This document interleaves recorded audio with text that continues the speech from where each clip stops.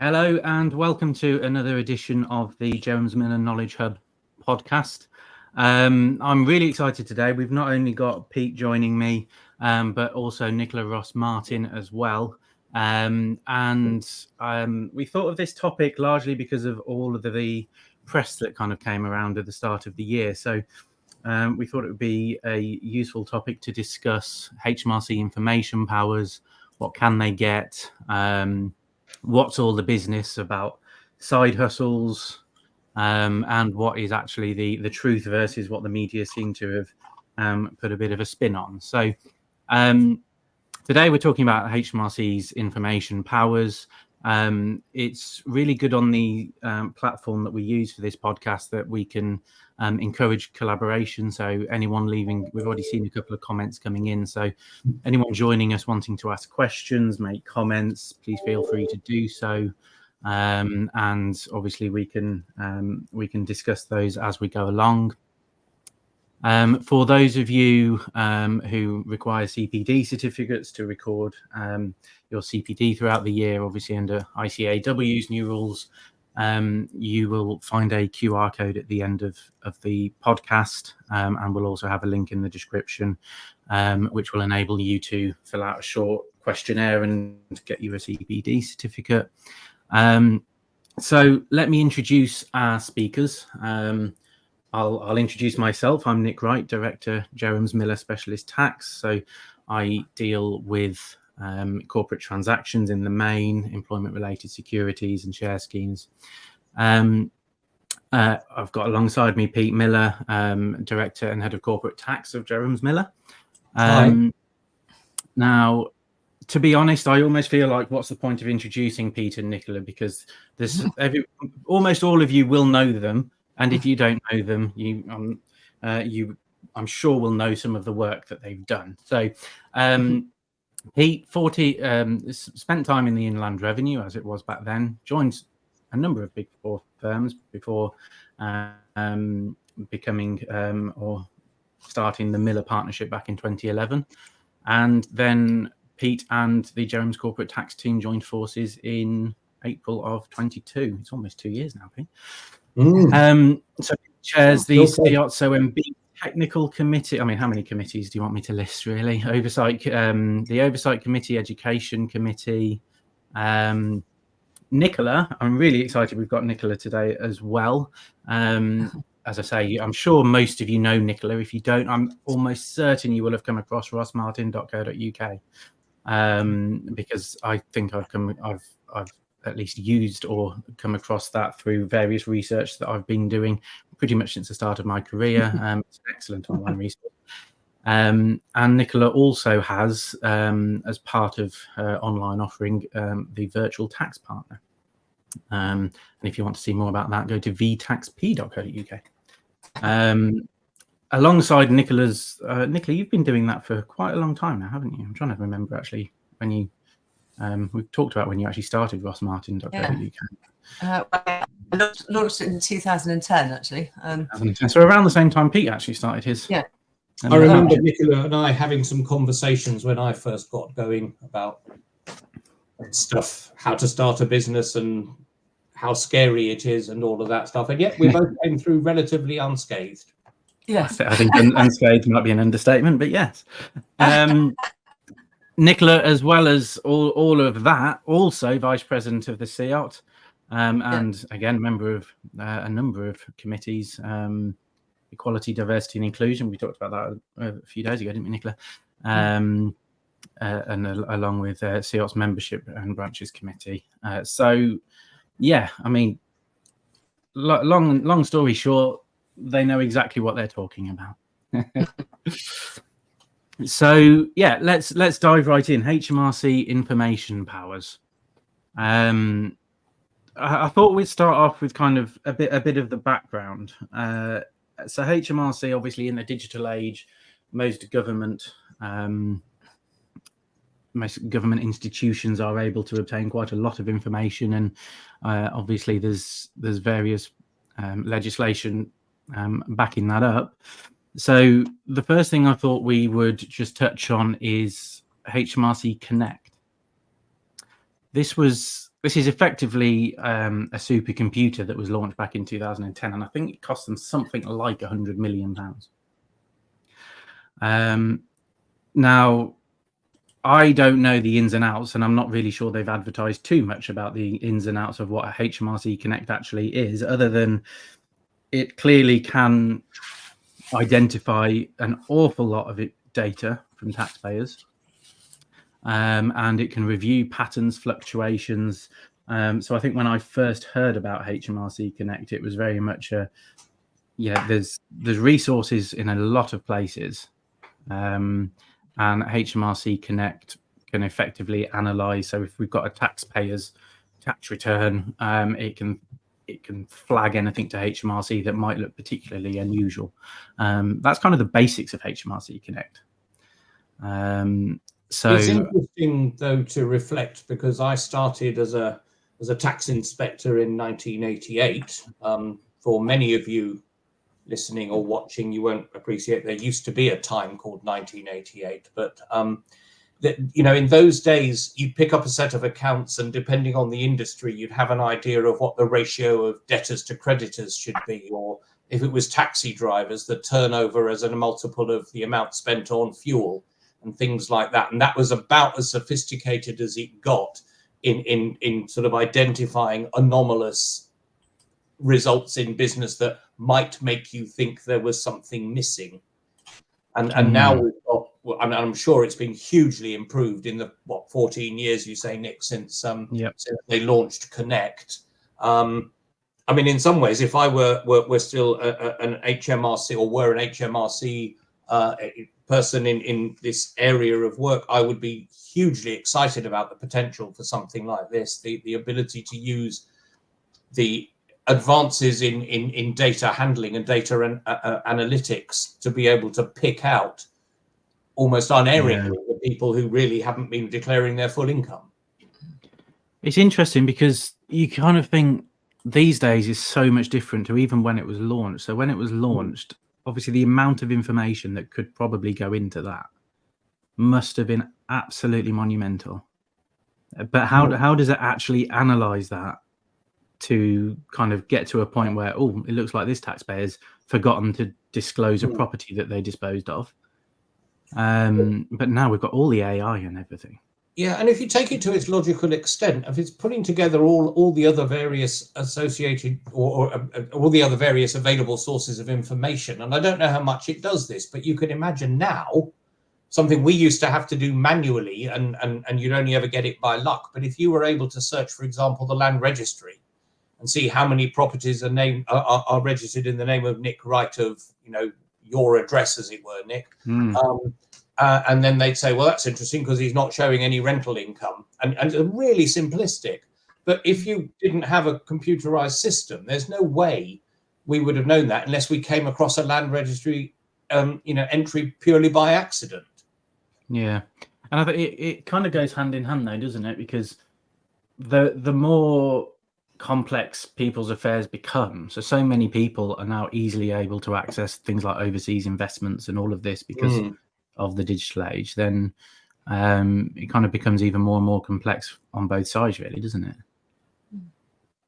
Well, I think that's right. And I guess there's also the whole Big Brother feel to it all. I mean, there's a little bit of me that says Big Brother okay, but if you're not hiding anything, you've got nothing to worry about. But of course, that implies a degree of trust in the authorities concerned, whether it's the police or HMRC or whatever, that I'm not sure I have, and I know many people do not have. And that's not trying to talk down HMRC, but all of our authorities are manned, forgive the sexist word, but it is the right word to use, by individual human beings who are more or less, good or bad or whatever. I mean, what do you think, Nikki? Sorry, you talking? Yeah, I was just going to say actually that obviously with all these days, all you need to do is write a program, write the right algorithms, and everything will search for you. I mean, people really aware of the insurance industry and the sort of software that they're developing and they're running to risk assess people. So they can just scoop up your social media posts. If you post a picture of your latest car prang or driving too fast or something like that, all that data can be taken in and used against you in insurance risk assessment. So so there's a lot of data gathering that goes on in life anyway. I think in relation to HMRC's computer, obviously there'd be sort of one issue, which is the F word, which is the Fujitsu word. How good is this system? I think we do know from investigation data and the cases that we see that this HMRC has, but when we take cases to tribunals and stuff, we often find that a lot of the data, the evidence that HMRC is presenting is actually in the form of notebooks and things. So there's a lot of manual intervention still, but I think having big computer systems that can interrogate data from data sets from the land registry or I mean, it's interesting as well, because obviously we talk about like what insurance firms can do. Is there particularly more regulation for HMRC being a government body that is perhaps restrictive to them compared to what maybe the insurance guys can be a bit more I think with the rules? I don't know. I mean, the rules, and some of these rules were aired quite exhaustively in the case that involved Dave Hartnett and whether he'd given away client information in that public interview where he mentioned one of the film producing tax scheme promoters, blah, blah, blah. So the rules are quite tight for HMRC, but of course, what we're actually talking about is one government department talking to another government department.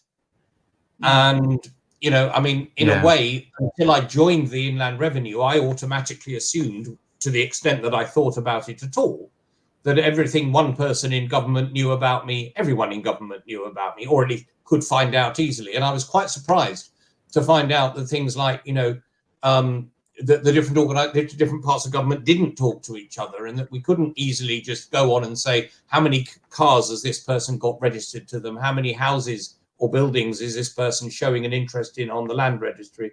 And so on and so forth.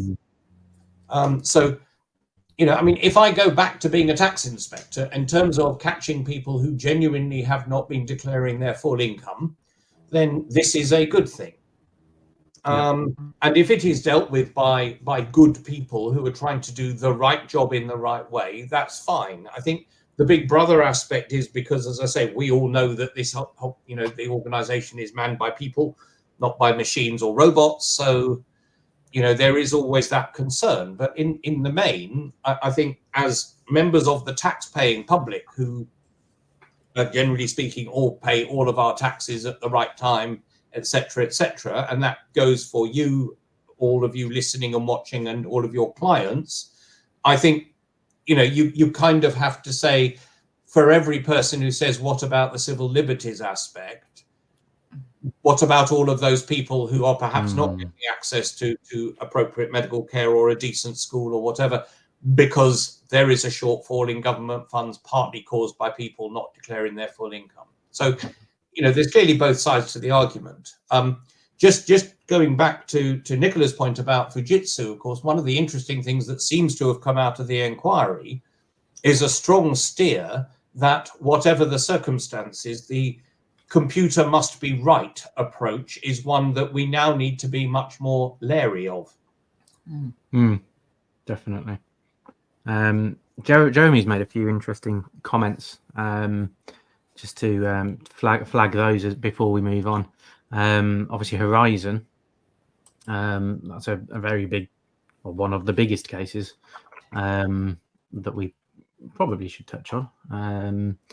And obviously, where do we stand? Following Horizon. How is that going to impact? Is that a one-off case, or are we? Does something need to be done to improve the trust element, I guess?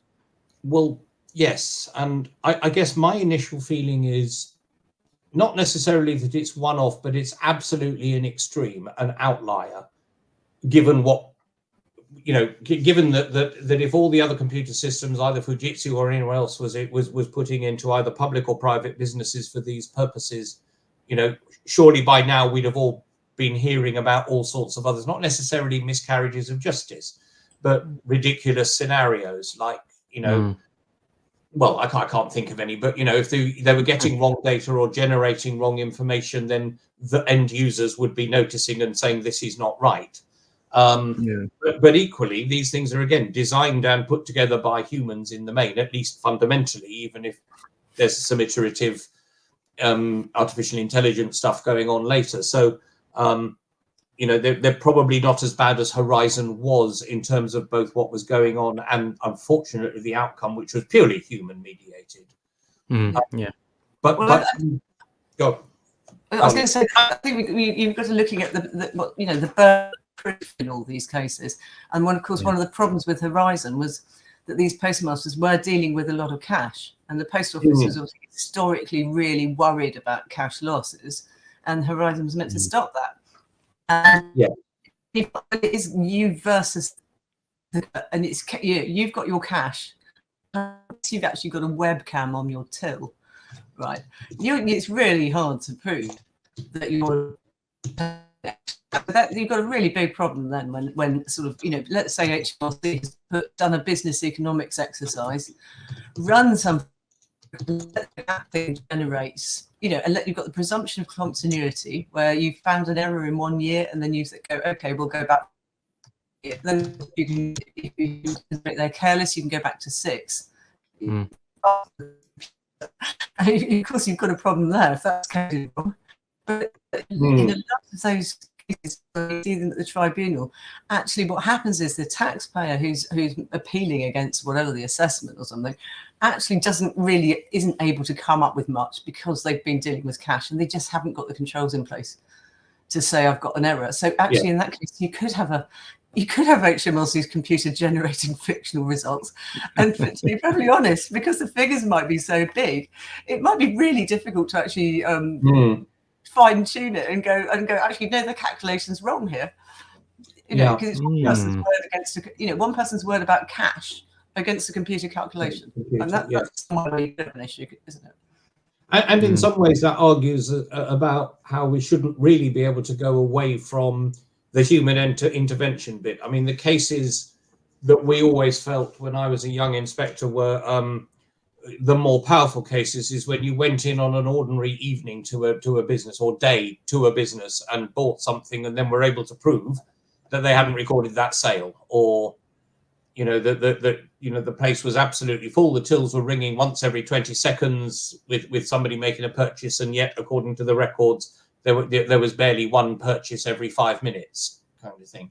I mean, of course, I suppose we could end up in a point where all point of sale technology is connected to the system, and essentially HMRC gets to pre-populate your accounts with your apparent turnover, for example. I mean, it really wouldn't surprise me if we're not even that far away. I mean, obviously that's not really an area I'm involved with in terms of, but surely there's point of sale systems out there that connect to accounting pieces of software to make, that effectively pre-populate a business's accounts.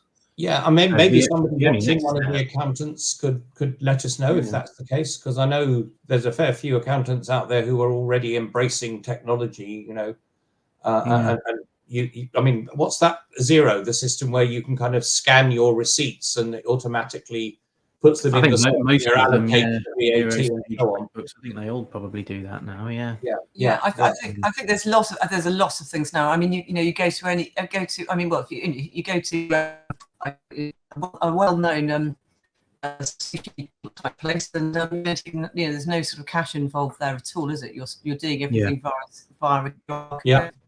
You're paying at your table, and a waitress will wait till it comes to an iPad. So, and those systems, those go straight in. So they're quite hard to fiddle. Well, they're not that difficult to fiddle, actually, are they? Because you just set up a that's fraud. Yes. Yeah. But so it's not actually very far-fetched to then say, well, the next logical step is to feed that directly into HMRC to pre-populate your tax return as well, is it? Yeah, So, I think we have that in is it I can't remember, is it Spain or Portugal has a system right. where sales goes directly in, and I think they have I can't remember where it was. It might be in Portugal, where they print you a receipt, and I think at the receipt it does have a card drawer on it, and if you report. I think if you get your receipt, you're entered into a draw to win a car.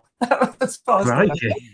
and it was encouraging people to ask for a receipt, because if they ask for a receipt, the business has to have recorded the transaction, and then I think that presumably the tax authority is running the raffle for the car. I can't imagine HMRC doing that. I remember when, well, right at the beginning of putting tax returns online and asking people to use online services, and we're now back in the late 90s, maybe very early noughties. And I remember talking to some of the people who were working on that program, and them saying one of the difficulties is trying to persuade a government department, an organization with the weight of history behind it, of the 100 and however many years, 150 to 200 years that had been around, to actually say, look, just to be innovative and encourage people to use the system in the early days, let's give them a £100 discount off their tax bill. Yeah. Which I seem to remember that, I mean, it may not have been 100, it might have been 50. Do you remember, Nichola? But there was definitely I do. Incentive. Yeah, that seems quite a long time ago, doesn't it? Yeah, absolutely. We all knew it was going to become mandated, but the idea of a country like this saying you can, we'll effectively use a retail technique of what's effectively a discount to persuade you to do something that we want you to do was quite novel. And once you're standing in the pub chatting about it with your colleagues, it seems like entirely sensible. But if you're trying to influence permanent secretaries and people of that ilk, it took a while. I mean, obviously they got the message through because it worked. I was going to say, well, you say it's novel. It feels like it still is novel. All these years. No. The incentive, though, the discount. Yeah. But I mean, obviously we don't need it now. But I guess if there were another phase, if there was something like, we'll give you a 5% discount on your VAT, if you link up your point of sale equipment to the central HMRC computer. And you can set it all up so you can feed in the results of your stock taking and everything else. Interesting. Yeah. Well, I was thinking they could take it a bit further and sort of team up with business. So you get extra retail vouchers if you sign up with HMRC. You get maybe a discount here. I mean, it can be run on quite a good commercial way. But I'm obviously I think that the powers that be wouldn't like this because there's the element of fraud. A bit like the sort of coronavirus scheme. You probably have some people piling on, didn't you, to get extra vouchers. Yes, every business would be fragmented into 27 companies so that you get your £100 discount for each of them. Yeah. Sorry, Nick, let's move on. Yep. Yeah. No, I mean, I think we've probably covered. I did want to talk about where do they get their information. I think we've covered a lot of it. I think actually there's a lot of as we've said, government departments that they'll get this information from. So I think there's kind of two sides to it. There's the public information, or the government departments, and then there's the private companies, which we've kind of touched on in terms of point of sales and things like that. But I think the key message is there's a huge amount of data out there that HMRC has access to in terms of company's house, DVLA in terms of cars. We've got obviously property ownership is there's the information is easily accessible to HMRC. So but then it does go further. I'm sure I haven't been directly involved in an inquiry like this, but I have heard stories where HMRC inspectors will use things like a company's website or social media to actually, make a point of what they might be doing. I think one of the stories was around race cars and actually what was done on the track, and they brought out pictures from the company's website showing what actually was happening on the track because they'd been advertising it. So I mean, I'm imagining that's a bit harder to actually feed into something like the HMRC Connect system, but an inspector trying to kind of prove himself might see that as a nice little win. So it's interesting at just when you actually look at it, how much information. And I mean, I don't do any personal tax returns and haven't done for quite some time, but even when I was doing it, we had the system with the digital tax account feeding in the bank information direct. Our own country, obviously we've got the common reporting standard as well, and what I mentioned very briefly earlier in terms of it's so much more complex, and a lot of people's tax affairs are so much more complex by having offshore accounts, shares. So the common reporting standard is now over 100 jurisdictions, which is quite incredible, actually. There's a HMRC manual that actually lists them all for anybody who actually wants to go and see that. So yeah, there's a lot of information not only within our own country, but that is being shared cross-border. So HMRC have got a huge amount, but it's interesting. I mean, the £100 million figure that I came across for HMRC Connect, I think that was for setting it up. But how much more investment must have gone into it to actually, build these algorithms, connect AI to it, and all the rest of it? And it's a big project. Yeah, it is a big project. I suspect that the returns are many multiples of the overall cost, however. And also the nice thing about, from their perspective at least, about this system, in contrast to either recruiting or reallocating personnel into kind of compliance inquiry type roles, is that the computer doesn't have to sleep, take holidays, eat, etc., or indeed be paid per se. So, it can be chuntering away 24 hours a day, churning out information. All you need to do is recruit another 100 million tax inspectors to actually take that information and use it. I mean, Daniel, one of the people watching, has highlighted the fact there's probably more information that they can actually process or use, which may well be true. But I suppose it means that there's a lot of low-hanging fruit for them to go for. Those that look a little larger than some. I think you're being invaded, Nick. There's a cat coming in. Oh, okay. Well, that's an invasion, of course. The problem is it's a kitten. So you can, like the other cat we've got just keeps himself to herself, but this one he's just mad. So I was trying to keep her out, but I could hear meowing, and I thought, it's probably just easy letting her in. Introduce her. Little side note there. Hey. So I think the point is, there's so much information, and I guess from HMRC's perspective, as Daniel says, that it's kind of keeping on top of it and being able to process it. That's half the battle for them. But again, the current technology and all of AI and integrating that stuff, I imagine they must be doing okay. And actually the more the AI moves on, better it is from HMRC's perspective, I think. Yes, and we have quantum computers to come. Yeah. I don't even know what you're talking about now. Well, they're about 1 billion times more powerful than existing computers, as I understand it. Although the other side of that coin is people who say that quantum computers are a bit like nuclear fusion, because every time you ask, somebody says, well, it's about 20 years away, but always has been. But you know, I mean, the advances in quantum computing, which don't operate on a binary level, so it becomes much more powerful, is both scary and very exciting for those of us who find these things either scary or exciting.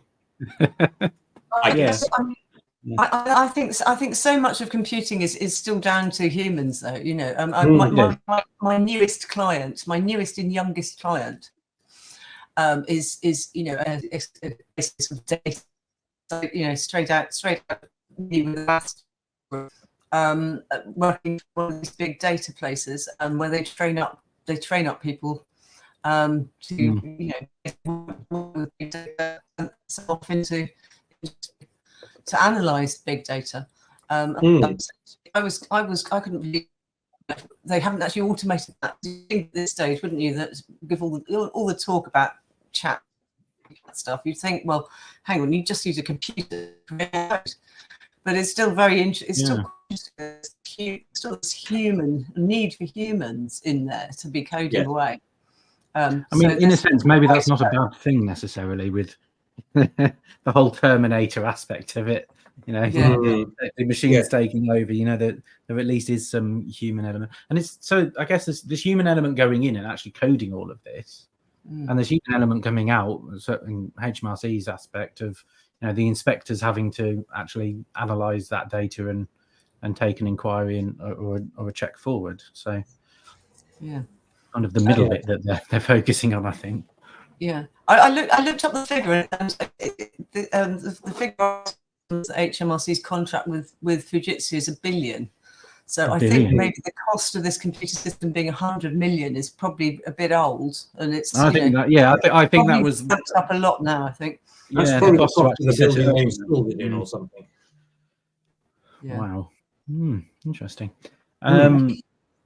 So shall we move on to kind of where the idea of this podcast was born, and talk about sort of, well, we can talk about the side hustles, which was kind of what all the media hype was about. And it's interesting the amount I saw, and you just kind of I felt a little bit like shouting at the screen, going, "What are you talking about?" Because it's not only these are, you know, quite mainstream news outlets actually, you know, having interviews with people basically saying there's a new tax, and obviously that kind of led to quite a lot of confusion, and those of us who are actually in the profession thinking, what nonsense are they spewing? So but you know, for the people who are just, you know, not in the tax profession but using eBay every now and again, they must have suddenly thought, I'm going to actually have to look at, what issues I've got here.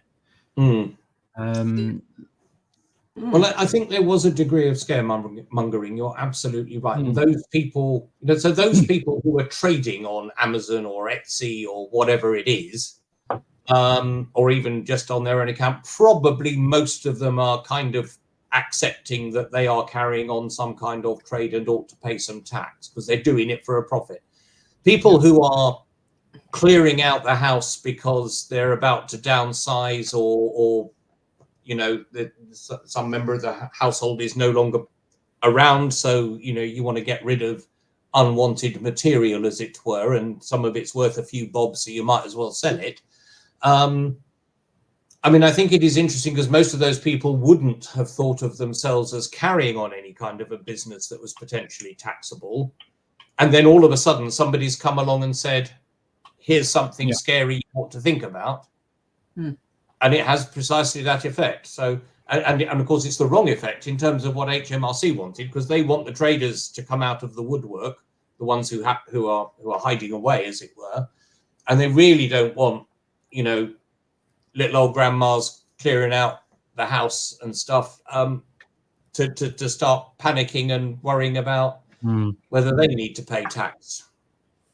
Yeah, I mean, there's quite a few comments I saw about the fact that you've got to pay tax on the proceeds of what you've sold, which in itself is complete rubbish. You pay tax on profits. And I think that wipes out probably about 95% of people who actually use a platform like eBay. As you say, Pete, they're just, clearing out grandma's house or just selling you clothes that are out of season. If that's what you do, I don't sell clothes out of season. I keep the same season for about 10 years whilst it still fits. But yeah, but we're men. Yeah. Sorry, but that's I've had too many people tell me that that's completely wrong, and I have to point out that the people telling me that have got more X chromosomes than I have, and those things seem to matter to them much more. But no, it's an absolutely valid point. I mean, I belong to a Facebook group relating to my local area, and every day there are adverts of people, just not kind of adverts, but posts with people saying, look, I'm just getting rid of a few kids' toys. These ones just take away, they're not worth anything, but these were quite expensive. If anyone wants to give me a tenner for them, I'd be grateful. And as you say, if the thing costs 50 quid in the first place, there's no profit anyway, ignoring whether there's actually a trading intention. So yeah, exactly that. So I don't think that was well reported, and I also don't think it was well reported that actually, are you even trading in the first place? Which brings us on to the indicia of trading, of course. That just selling something doesn't mean you're trading. Yeah. This was actually interesting because when I sent around a few kind of ideas before this podcast to you both of kind of where we should take the conversation, one of the main things I put in there was badges of trade, and I used the acronym frog spawn. I thought that was just normal, but you two have a completely different one. Yeah, well, mine was Mauritius, and I think part of it was because my tax tutor, my inland revenue tax tutor, had actually spent some time working on developing the income tax law in Mauritius back in the late 70s. Right. And so he developed his acronym around Mauritius, because other people have come up with others as well. But effectively, what the badges of trade is not, here's some conditions you meet. If you meet all of them, then you are trading. It's very much you kind of got to look at the situation as a whole. But I always think of kind of the main badges I would say are you actually trying to make a profit? Yes. If you're not trying to make a profit, you're definitely not, I don't think, trading really. How frequently? I think frequency is an interesting one. And actually in my acronym frog spawn, frequency is repetition. So my maybe frog spawn's not that good because you have to replace the obvious frequency with repetition. But how often I have to have a sprinkler out or whatever, then is that frequent enough? What are you actually? I'm just trying to think of them through my acronym. But are you actually doing anything to convert like stock into adding any value to it to then sell it for a profit, or are you? Yes. So there's a lot of different the badges, if you like. I think there's 7. Have I got on my list? How many have I got? I've got more than 7. Frog spawn has 9 letters, Nick. Thank you. And so does Mauritius. I've got 9. Mine doesn't. Mine doesn't have any acronym. Mine is. So that wasn't to broken down. Anything new to say, Nichola? I can start with profit motive, but mine is a version of it, I guess. I mean, I always say to people, I mean, not that I get the question terribly often, working into the corporate transactions as I do, but when people used to sometimes come and ask that sort of question, I mean, the first thing is, are you doing this to make a profit as such? Yeah. And if they're saying, well, if I sell them rather than throwing them away, I make a profit, I then have to kind of point out to the preliminary bit, which is, how did you get them? And if they like, these are things I bought for my children to play with, or for myself and my husband to wear or something, and I'm just flogging them off because they're worth a bit and we're trying to clear out some cupboard space, then it's like you didn't buy them to sell. So therefore, you know, almost idiomatic, wrong word I'm looking, not the word I'm looking for, but almost obviously you're not carrying on a trade or looking, you know, doing a, do they still have the phrase adventure in the nature of trade in the legislation? That was very much the phrase in it to 1988, but obviously it's all been updated since then. Yeah. So, I mean, because you mentioned the frequency I know the phrase, but I mean, you mentioned the frequency point, and of course there are the famous cases involving Norman Wisdom, the comedian, or at least one of them did, Wisdom and Chamberlain, about buying some silver bullion to hedge against a currency exchange position. And in effect, it was held that because the silver bullion was only bought for the one purpose, which was to eventually sell it and you know, effectively cover any exchange losses, you know, that therefore there was an adventure in the nature of trade, regardless of the fact that it was a single transaction. So by a similar token, there was an interesting case reported by the first tier tribunal recently of a gentleman who I think over a period of about 5 years had lived in 3 or 4 different houses. And, you know, because the tribunal found for him and said these houses were his, you know, he lived in these houses, albeit for a relatively short time in each case, before moving them on at a big profit. And the tribunal actually held not only that it was not trading, regardless of the frequency, but because he'd actually lived in them, they were each his personal residence for, you know, with sufficient quality of residence, to use that phrase, that he actually didn't pay capital gains tax either. And I remember looking at that and thinking, well, if I were back in the revenue, I would have strongly felt that this guy, who also had a background in construction, was clearly doing this to flip houses at a profit, you know, blah, blah, blah. And I'm kind of surprised that, I mean, I wonder if the revenue might actually challenge that one, take it to the upper tribunal, even though the findings of fact are against them. But it sort of illustrates the point that it looked very obviously like this guy was trading, and yet a perfectly objective and well-informed tribunal decided he wasn't, even though there was, you know, a degree of frequency you've acquired. You know, I presume they partly took the view that he didn't acquire the assets simply to flip them, that the reasons he gave in front of the tribunal were accepted. And that therefore the alterations, modifications, updating of the properties was kind of incidental to living in them rather than to wanting to flip them. But I thought that was really interesting. Although it's not quite a side hustle, it's still very, very similar. Well, I think that is a side hustle. I think I'd say that is. You know, what is a side hustle? It's sort of, you know, doing something you like to earn a bit of extra money.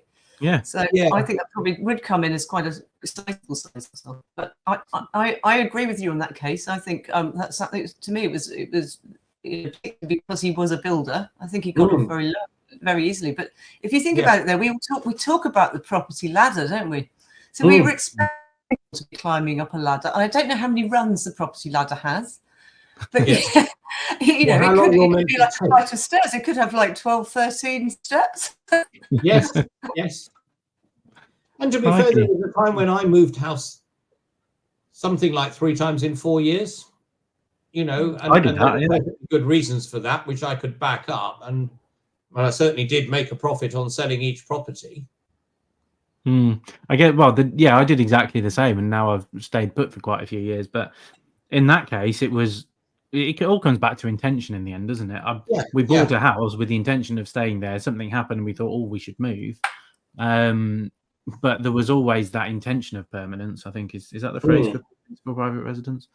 And the same as you, Pete. You make a profit, but the profit was. In fact, in reality, what does the profit do? Because it just provides you the equity to put into the next house kind of thing. I think that's right. And it's a natural corollary of the state of the property market. You know, I mean, it is interesting that at a time of high inflation, when because of the way you have to value stock, there was a time in the 70s when you've got some very unfair apparent profits in trading businesses like car dealers, because in the time between acquiring the car into their showroom and perhaps selling it as much as 6 months later, it might have gone up in value by 20% or something because of inflation. And, you know, those they actually had to bring in explicit tax rules to say you didn't get taxed on that notional profit. For that very reason. So in a sense, you know, we understand that the way in which you can kind of make a profit on something simply because it becomes more valuable over time is the opposite of an indicium of trading, I guess. Yeah. Yes, it is, isn't it? Yeah. Is it investing? Yeah. Well, it depends. I mean, you know, I do have some other properties, and they are to some extent an investment, whether for income or capital growth, and are dealt with accordingly on my tax returns. Just to be absolutely clear to everybody watching, especially if Mark, my accountant and tax advisor, is watching. I will sign the tax return tomorrow. I promise, Mark.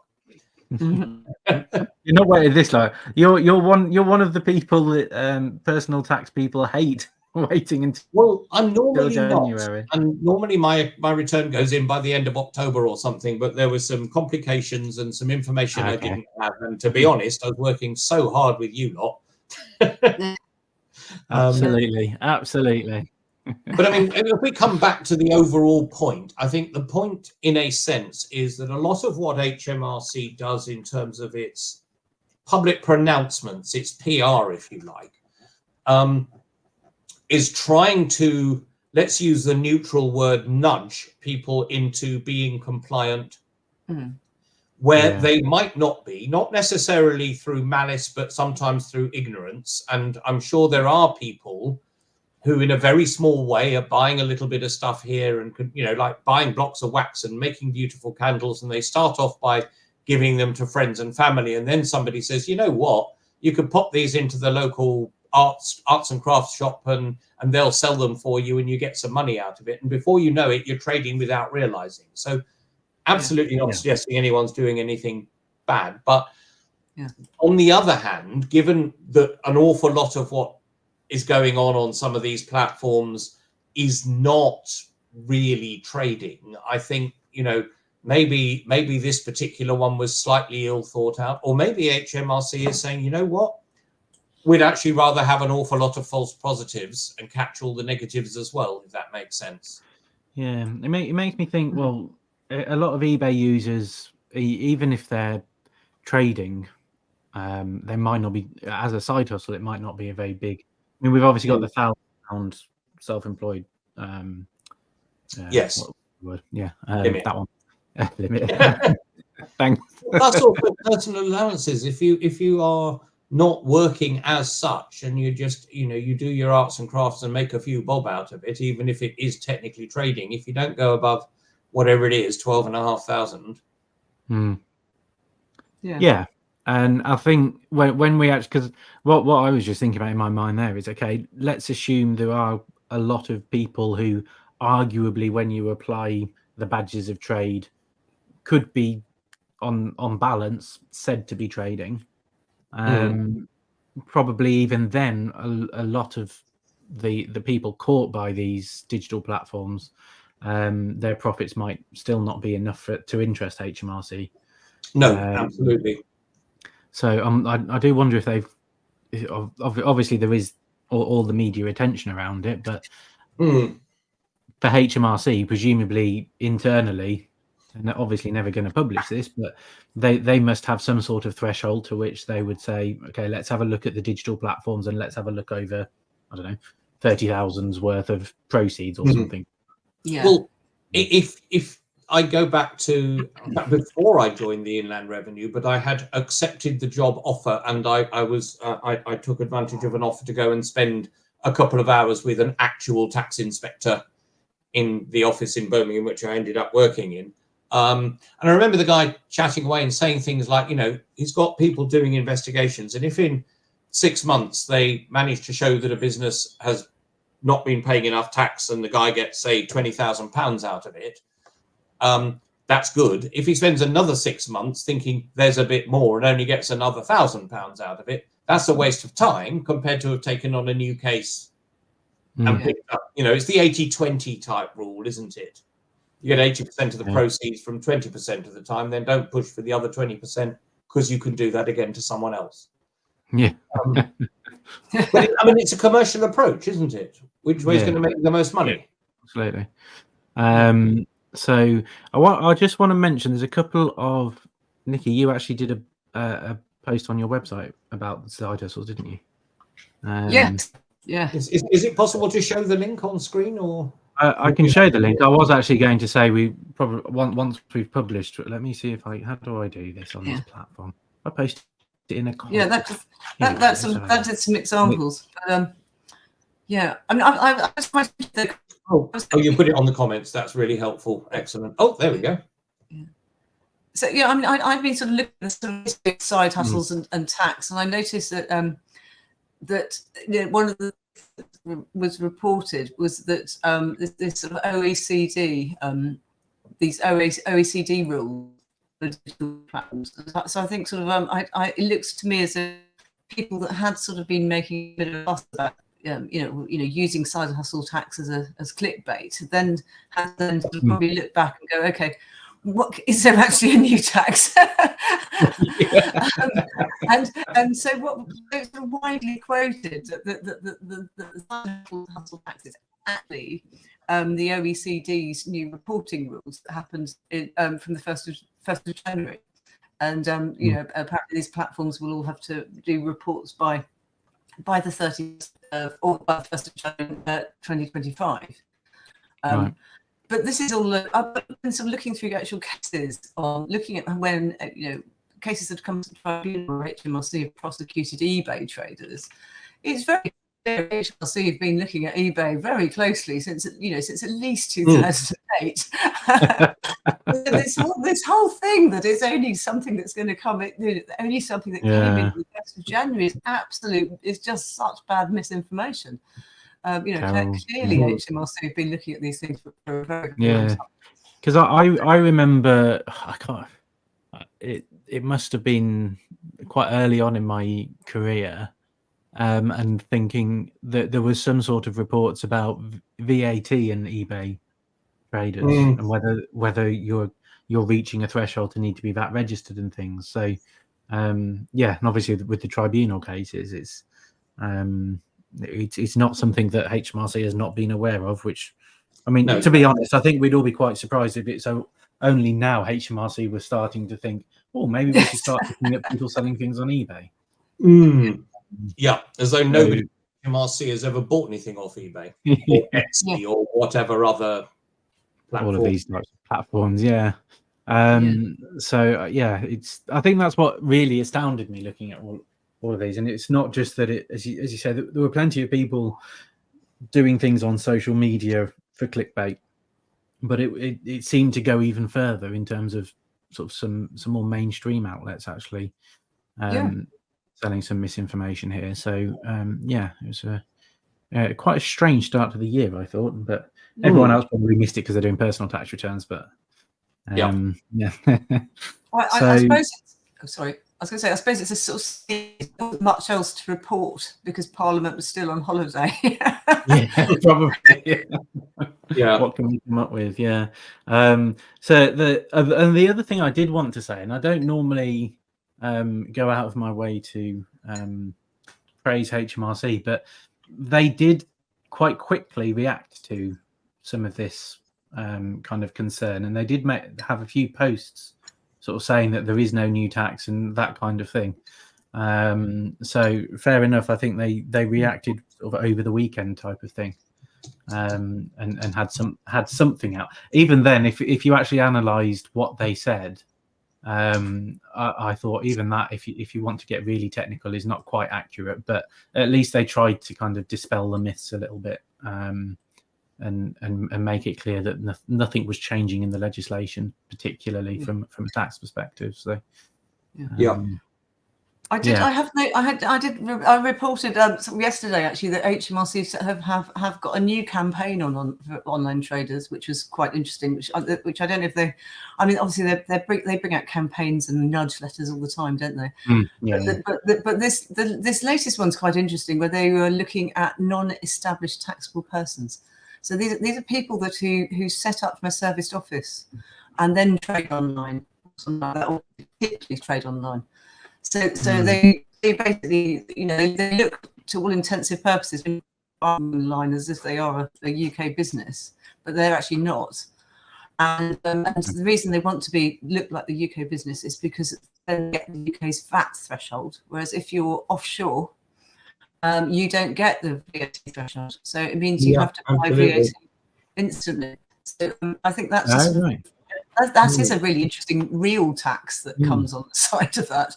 But again, there's more fraud. This is companies from abroad, all service office, the service office lark, which is a completely different topic. And obviously, from our perspective, HMRC arguably at least are in a position to say, oh, well, that's great. We get some tax we wouldn't have otherwise got. It's the other countries that should be crying foul. Yeah. So I mean, for anyone out there who has been doing these side hustles and now suddenly thinks, oh, actually I probably am trading, what do they do is the question. Obviously they can register for self-assessment. What should they be doing in terms of reporting their income? Is it just this year? Should they look back and think, actually I was trading for the last 5 years and I need to report that? I think that's probably the next step for a few of them, but I don't think there'll be much. I don't think out of this much will actually happen in terms of additional people needing to disclose if they haven't already been. I'm just wondering, has it raised any awareness for those people who probably were in ignorant bliss that they're not having to pay tax on? Quite a serious venture that they've got. We've had a couple of queries on who've been either nudged and they need to fess up and make a declaration, disclosure. Ask us. They say, do we go back 4 years? Do we go back 6? Or do we go back 20? I try and give them tag on the rules. So I think there is, and I think the week somebody saying I'm selling off. Is that trading, selling off something else that So I think actually there probably are quite a few people who are actually sort of doing a bit of navel gazing and trying to make a decision about it. I mean, whether they can account for this, whether they can actually work out how you account as a sole trader these days, which this needs another podcast because it's complicated. But all the different methods of counting you've got, simplified accounting, cash basis, and all that, and then you've got the issue of things like stock. There's all sorts of complexities. So and especially for if you've not really been that hot on what you need to do from a tax perspective, are you going to have been that hot on record keeping of how much things originally cost versus what you sold them for, and all of that? I imagine anybody that this does bring out of the woodwork probably doesn't have that. I mean, it's been a while since I used eBay, but I'm sure eBay information falls off after like 6 months or something, and you can't actually sort of see what you sold and how much you sold for. It was something like that. But there's a period of time that actually you wouldn't be able to get this information off the eBay platform, for instance. So not really sure how they're necessarily going to be able to do that, or whether you kind of. So I'm sure some might just say, well, I'll just start declaring it now, kind of thing. I don't know. But I don't think eBay systems are necessarily set up for people to be thinking back 4 or 6 years or anything, and that kind of time frame. So they probably keep quite a lot of data, but I think they need to do, they all need a little extra function. It could be a little box that they don't publish the box. It's just there for the seller, and you can just write a memo of the cost. That would be so nice. Yes, that would be. But of course, then people would get confused by that, and they go, "Well, I inherited it. What was the cost?" You know, yes, well, it is a probate value, obviously, but it's not. It's an inheritance. You know, it's a treasure. So yeah, there's a lot there for people to think about, but I think the end message for everybody using these digital platforms is nothing's changed in the world of tax. It's just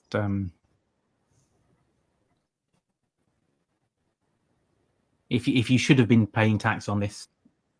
I think that brings us to 3 o'clock. So I think there's, let me just double check. There's no more comments that we just quickly mentioned, other than Pete having a conversation in the comment section.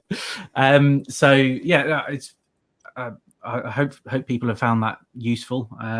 We'll publish the recording of this in due course, and we'll also put some links.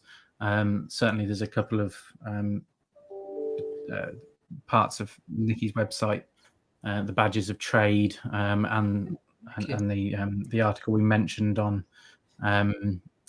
side hustles that Nikki wrote. So we'll put those in the description as well, so people can link through to that. And yeah, anyone needing a CPD, there's a short little questionnaire of some such to enable you to have a CPD certificate at the end of this as well. So thank you very much, Nikki and Pete, for talking us through that, and I hope everyone found that useful.